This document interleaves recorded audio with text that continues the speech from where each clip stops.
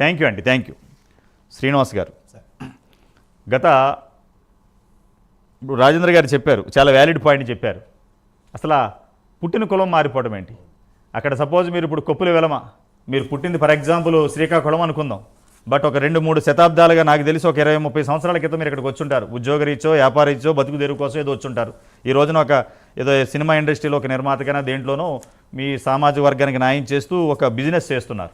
కానీ కులం మార్చేయటం అనేది జరుగుతుంది అనే ఆలోచన చాలామంది ఇక్కడ సబ్జెక్టివ్ కరెక్షన్ సమాజం ఒకటి గుర్తుపెట్టుకోండి. చాలామంది 26 కులాన్ని తీసుకెళ్ళి ఓసీలో కలిపేయటం ఏంటంటాను నేను. అసలు ఓసీలో కలిపేయటం ఏంటి? ఓసీ సర్టిఫికేట్ ఇచ్చారా? ఎప్పుడు అంటామండి ఓసీ సర్టిఫికేట్ ఇచ్చారనేది? నిజంగా 26 కులాలని మీ స్థితిగతులు బాగున్నాయి, మేము కమిషన్ వేసాం, విచారణ చేసాం, మీరు బిల్డింగ్లు ఉన్నాయి, ఆస్తులు ఉన్నాయి, కోట్లాధిపతులు, అందుకని మేము తీసేస్తున్నాం, మీరందరూ ఓసీలుగా పరిగణిస్తారని చెప్పేసి 26 కులాల ఇంటి పేర్లు సరనేములు అన్నీ పెట్టి ఓసీగా సర్టిఫికేట్ అని ఇచ్చారండి. ఏమైనా జీవో ఇచ్చారా?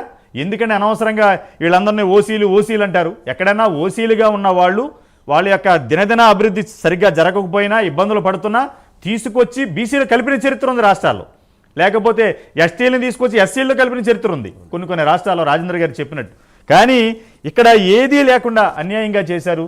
మీరు చెప్పారు, ఇప్పుడు ఇచ్చారు నాకు లెటరు. నిజంగా మేము ప్రైమ్ కథనాలు చేశాక మనకు మిత్రుడు ఫోన్ చేసి చెప్పారు నాకు, ఓటు బ్యాంక్ రాజకీయాల కోసమే వీళ్ళని తీసేశారని. దీనికి ఇదే నిదర్శనం. పీసీఆర్ గారు ఒకసారి దీన్ని జూమ్ చేయండి. ఈ నియోజకవర్గాలది, ఈ నియోజకవర్గాల్లో 26 కులాలు అధికంగా ఉండటం వల్ల వీళ్ళందరూ మనకి ఓటేస్తారో ఓటేయరో, లేకపోతే వీళ్ళందరూ పక్కనున్నారా చంద్రబాబు నాయుడుకో ఎవరికో సపోర్ట్ చేస్తారేమనుకుని ఒక కక్షాపూరిత వైఖరితో అన్యాయం చేశారు. ఎంత బాధాకరమైన విషయం అంటే, ఈ స్వతంత్ర భారతదేశంలో రాజ్యాంగాలు చట్టాలున్నా కూడా ఒక బీసీ కులాలను అన్యాయంగా ఒక 42-52% ఉన్న బీసీలు తెలంగాణ రాష్ట్రంలో ఒక 26 కులాలను తీసేస్తే మహాయితో 1-2% పెరుగుతుంది. కొన్ని లక్షల్లో కోటల్లో లేరు వీళ్ళు ఎవరును, అన్నదమ్ములుగా కలిసి ఉన్నారు, ఇక్కడే పుట్టారు శతాబ్ద కాలంగా. ఎవరైనా అన్యాయం జరుగుతుంటే ప్రశ్నిస్తారు. కానీ ఇక్కడ వచ్చిన సమస్య ఏంటంటే, ఒక ఏరియా వైజు కాన్స్టిట్యూషన్ వైజు ఎవరెవరు పోటీ చేస్తే ఎవరెవరు నెగ్గుతారు, మనకు అక్కడ అనుకూలం ఉంటుందా లేదా అని ఆలోచన చేసి ఈ యొక్క కుట్రపూరిత రాజకీయ కోణంలో ఆలోచించారు. ఏదేమైనా చరిత్ర చెప్పింది, కర్మ ఎవరిని వదిలిపెట్టదు. మనం చూసాం, కర్మ సిద్ధాంతం అనేది అందరికీ వర్తిస్తుంది. అదే జరిగింది 26 కులాలు ప్లస్ ఒక కులానికి చేసిన అన్యాయానికి. చెప్పండి శ్రీనివాస్ గారు. చిత్రం ఏంటంటే సత్యనారాయణ గారు, ఈ 10 మంది టీడీపీ వాళ్ళు ఎవరైతే బీసీ కులాలు టీడీపీని గెలిపించిందని అపోహపడ్డ కేసీఆర్ గారు ఈ 10 మందిని టీఆర్ఎస్లో కలుపుకున్నారండి. ఈ 10 మందిని టీఆర్ఎస్లో కలుపుకున్నారు. పేర్లు చెప్పండి, సమాజానికి తెలియాలి. కుత్బుల్లాపూర్ వివేకానంద గారు, కూకటపల్లి మాధవరం కృష్ణారావు, ఇబ్రహీంపట్నం కిషన్ రెడ్డి గారు, ఎల్బీ నగర్ ఆర్ కృష్ణయ్య, మహేశ్వరం తేగల్ కృష్ణారెడ్డి, రాజేంద్ర నగర్ ప్రకాష్ గౌడు, శేర్లింగంపల్లి అరకిపూడి గాంధీ గారు, జూబ్లీ హిల్స్ మాగంటి గోపీనాథ్ గారు, సనత్ నగర్ తలసాని శ్రీనివాస్ యాదవ్, కంటోన్మెంట్ సాయన్న. వీరందరూ ఇప్పుడు టీడీపీలో లేరు. 10 మంది ఎమ్మెల్యేలు బిలాంగ్స్ టు అప్పుడు టీడీపీ, ఇప్పుడు టీఆర్ఎస్ అండి. కానీ ఓట్ల రాజకీయాలు, కానీ ఆ ఓట్లు వేసి నెగ్గించారన్న భ్రమలో ఉన్నాడు ఆయన. మళ్ళీ వాళ్ళనే తీసుకొచ్చి ఆ పార్టీలో చేసుకున్నారు. తీసుకుంటారు, అభ్యంతరం లేదండి. కానీ ఎవరికైతే ఓట్లు వేశారని 26 కులాలని బీసీల నుంచి వసూలు చేస్తారో వీళ్ళందరూ టీడీపీలోకి నుంచి టీఆర్ఎస్లోకి వెళ్ళిపోయిన తర్వాత వాళ్ళందరినీ బీసీలు చేయాలి కదా ఆయన. అది కదండి న్యాయం. ఇప్పుడు వీళ్ళకి వేసిన ఓటర్లందరూ టీఆర్ఎస్లోకి వెళ్ళిపోయినప్పుడు అదే టీఆర్ఎస్కి సంబంధించిన ఓటర్లు అవుతారు కదా వీళ్ళందరూ. మరి వీళ్ళందరినీ ఎందుకు కలపలేదు అనేదండి. ఇప్పుడు చూడండి, ఇప్పుడు సెంట్రల్ సెన్సస్ ఆఫ్ ఇండియా 1931 ప్రకారం అండి హైదరాబాదు సిటీ నిర్మాణం అయింది మైగ్రేట్ వల్ల అండి. అప్పుడు మనకి 1947కి ముందు మెద్రాస్ ప్రెసిడెన్సీ అండి. మెద్రాస్ ప్రెసిడెన్సీ నుంచి హైదరాబాద్కి వలస వచ్చిన వాళ్ళు నిజాం ప్రాజెక్టు కానివ్వండి, రైల్వే కాంట్రాక్టులు కానివ్వండి, ఏదైనా కానివ్వండి. 1901లో 55,000 మంది వచ్చారు ఇక్కడికి. 1911లో 67,000 మంది వచ్చారు. 1921లో 84,000 మంది వచ్చారు. 1931లో 132,000 మంది వచ్చారు. ఇది నేను చెప్పింది కదండి, సెంట్రల్ అది సెన్సస్ ఆఫ్ ఇండియా లెక్కల ప్రకారం 1931 బుక్ అండి. 1931 సెన్సస్ ఆఫ్ ఇండియా అండి. అంటే అప్పుడు నిజాం ప్రభుత్వం వారు చేసిన ఇదండి. ఆ సర్వే ప్రకారం హైదరాబాద్ నగరమే ఇలా నిర్మితమైందండి. ఈ నగరం నిర్మితమైతే ఇంకోటి సార్, మీరు ఇందాక ఒక క్వశ్చన్ అడిగారండి, చాలా వ్యాలిడ్ క్వశ్చన్. 2014లో అప్పటికి టీఎస్ బీసీ కమిషన్ లేదండి. అప్పుడు ఉమ్మడి ఆంధ్రప్రదేశ్ ఏపీ బీసీ కమిషన్ ఉందండి. మీరు వాళ్ళు పంపించిన స్టేట్మెంట్లో కూడా, అంటే నివేదికలో కూడా ఏపీ బీసీ కమిషన్ తరపున ఇస్తున్నట్టే మెంబర్ ఆఫ్ సెక్రటరీ గారు నివేదిక ఇచ్చారండి. ఇచ్చినప్పుడు అప్పుడు BC commission, AP BC commission, AP BC minister ఎవరు అనుకుంటున్నారు? కింజరపు అచ్చెన్నాయుడు గారు మినిస్టర్ అండి. కింజరపు అచ్చెన్నాయుడు గారు కూడా బీసీ అండి. వాళ్ళ కులాన్ని కూడా పోల్నాటి వెళ్ళమని ఇక్కడ బీసీ చేశారండి. చేసినప్పుడు బీసీ నుంచి ఓసీ చేశారండి. వాళ్ళు కూడా ఎఫెక్ట్ అయ్యారండి. కనీసం అంటే బీసీ కమిషన్ అంటే బీసీ మంత్రికి సంబంధించి ఉంటుందండి. బీసీ మంత్రికి సంబంధించిన ఒక కమిషన్లో ఏం జరుగుతుందనే విషయం ఆయనకు అవగాహన ఉండాలి. మీరు అన్నట్టు అవగాహన ఉండాలి. అప్పుడు ముఖ్యమంత్రి గారు అవగాహన ఉండాలి. అందులోనూ ఎంత దుర్మార్గం అంటేనండి, 10 సంవత్సరాల పాటు హైదరాబాద్ అనేది ఉమ్మడి రాష్ట్రం అండి. 10 సంవత్సరాల పాటు ఉమ్మడి రాష్ట్రాన్ని వాళ్ళకి గవర్నర్కి ఒక ఇది ఇచ్చిందండి. మీకు సెక్షన్ 6/19 ఇది ఉమ్మడి రాష్ట్రం ఏం చెబుతుందంటేనండి,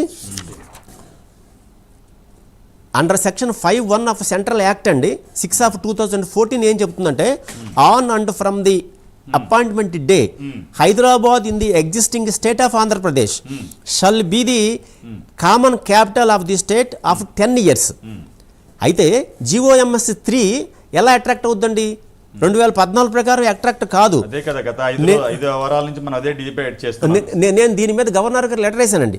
గవర్నర్ గారికి దీంట్లో under section 8(1) of the act 6/12 ఏం చెప్తుందంటే, on and from the appointment day for the purpose of administration of the common capital area the governor shall have special responsibility for the security, life, Liberty and property of all those who resides in such area. అంటే విభజన చట్టం ప్రకారం వీళ్ళు రాజ్యాంగానికి తూట్లు పొడిచారండి. అంటే గవర్నమెంట్కి ఒక అధికారం ఉంటుందని చట్టం చెప్పినా గవర్నర్ గారికి ఉమ్మడి రాష్ట్రంలో, ఉమ్మడి రాజధానిలో ప్రత్యేకమైన అధికారాలు ఇచ్చారు. అంటే ఇక్కడ హైదరాబాద్లో నివసిస్తున్న వాళ్ళ జీవితాలకి, వాళ్ళ స్వేచ్ఛకి, వాళ్ళ ఆస్తులకి భద్రత కల్పించాల్సిన బాధ్యత గవర్నర్ గారికి ఇచ్చారండి. అది మరిచారు. అది మరిస్తే నేను గవర్నర్ గారికి లెటర్ పెట్టానండి. గవర్నర్ గారికి లెటర్ పెట్టానండి. ఎప్పుడండి ఇది? 2022 అండి. 23 అండి. గవర్నర్ లెటర్ పెట్టండి, ఏమండి మీకు అధికారం ఉంది, ఇక్కడ ఉమ్మడి రాజధానిలో వాళ్ళ ఆర్డర్ ప్రకారం చెల్లదు. ఎందుకంటే మీకు సెక్షన్ విభజన చట్టం ప్రకారము మీకు 5A మీకు ఒక అధికారం ఉంది. ఆ అధికారం ప్రకారం ఇక్కడ జీవితాలకి భద్రత కల్పించాలి, ఇక్కడ ప్రజలకు స్వేచ్ఛకి మీ భద్రత కలిగించాలి, ఇక్కడ ఆస్తులకు భద్రత కలిగించాలి.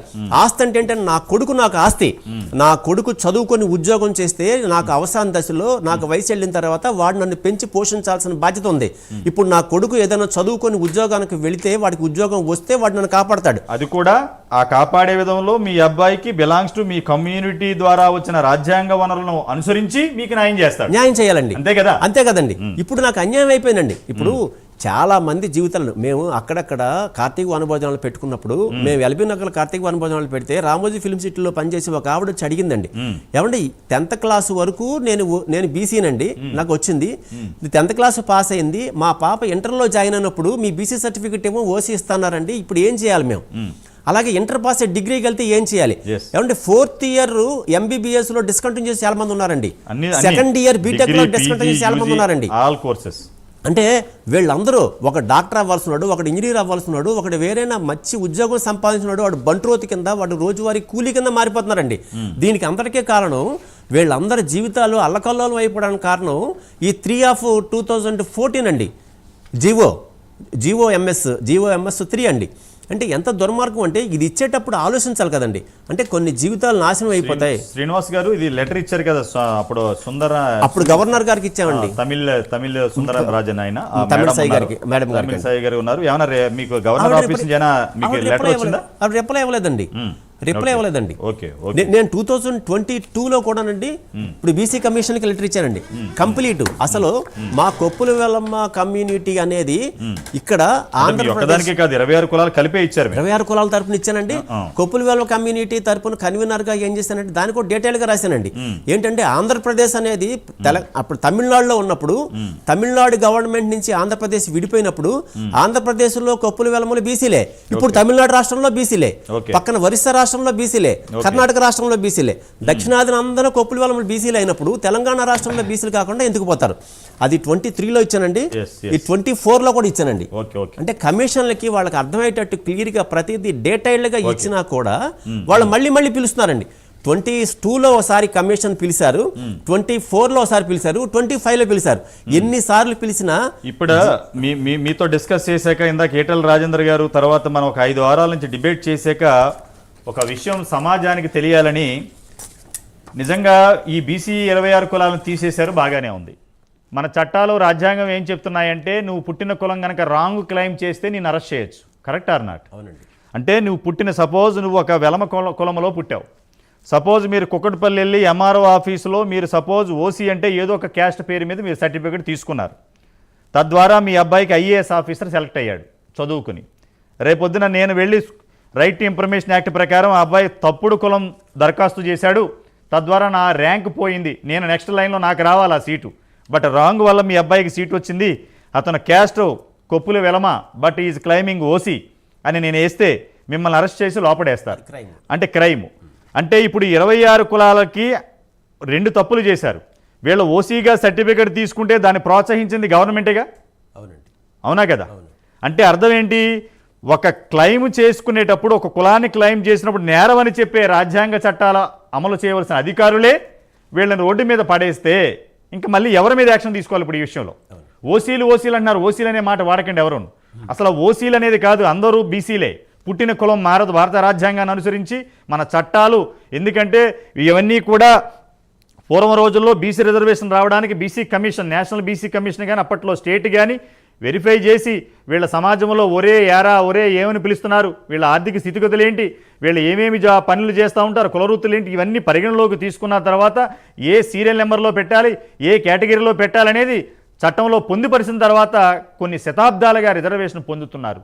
కానీ ఒక్క రాజకీయ కోణంలో కుట్రపూరితంగా ఒక పెన్న పోటుతో అప్పుడు అధినేత తీసుకున్న నిర్ణయాన్ని బ్యూరోక్రాట్స్ నిజంగా చదువుకున్నారు, ఐఏఎస్లు ఐపీఎస్లు చదువుకున్నారు. కానీ ఆ రోజు చేసిన అధికారి అత్యుత్సాహంతో అప్పుడు పక్కన ఉన్న రాష్ట్ర మంత్రి ముఖ్యమంత్రి చంద్రబాబుని కానీ ఇక్కడ కేసీఆర్ని కానీ కూర్చొని మాట్లాడి దీన్ని సాల్వ్ చేసుంటే ఈ రోజున హైకోర్టు సుప్రీంకోర్టు 11 సంవత్సరాలుగా సబ్జెక్టు కరెక్షన్ 20 లక్షల మంది రోడ్డు మీద పడేవారు కాదు. ఇటువంటి సమాజహితం కోసం మాలాంటి మీడియా సంస్థలు కూడా ఈ సభ్య సమాజానికి ఈ చేసిన తప్పిదాలు చూపించే అవకాశం కూడా లేకుండా పోయేది.